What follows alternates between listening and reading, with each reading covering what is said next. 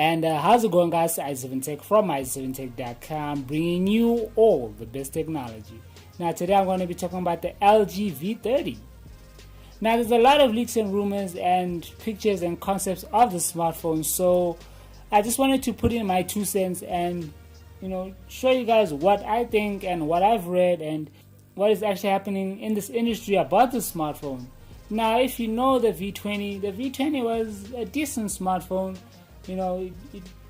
It has its place. Well, not for me, but it has its place somewhere in the industry, and it did okay. It wasn't really an wow smartphone, but it got the job done. And those that liked it, they bought it, and those that didn't, they didn't. But now, looking forward to the V30, because there's a lot of hype around it, and a lot of people are making videos, and they are actually doing first impressions and putting out pictures and leaks and rumors of the smartphone. So I wanted to do the same and show you guys what you can actually expect in the smartphone, leading up to the smartphone's release. Now, I'll just go into the specifications quickly so that we can continue talking about the smartphone. So the specifications go a little bit like this. We've got a 6.2 AMOLED display. We've got 6 gigs of RAM, Snapdragon 835 chipset.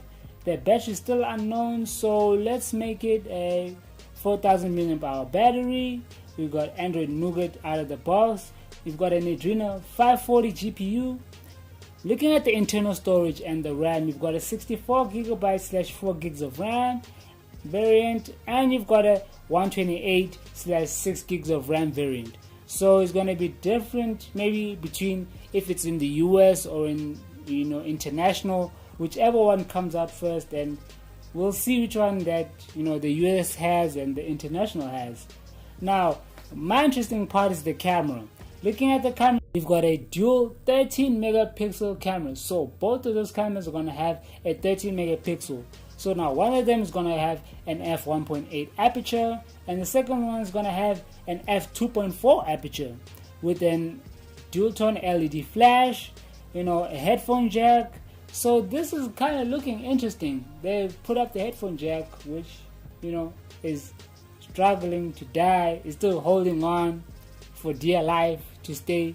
But a lot of people still use the headphone jack, and they're finding it hard to switch from the headphone jack to wireless headphones. And the Bluetooth technology hasn't really changed a lot until the Bluetooth 5.0 came around. So yeah, a lot of people still love the headphone jack, and that's one of the things that actually people stay with the headphone jack a lot more. So now with the front-facing camera, you've got an 8 megapixel front-facing camera, which is decent for the smartphone. So now, what do you guys think about these specifications? Is it good? For me, I think it's looking like like most of the smartphones have at least 6 to 4 gigabytes of RAM. The display is not really that interesting. Maybe you could have added a 4K display. They might change that, who knows? A 4K display, because Sony is actually doing 4K displays. I don't care how much the price is. If it's $1,000, hey, let it be $1,000. But let's level up on the quality of this display.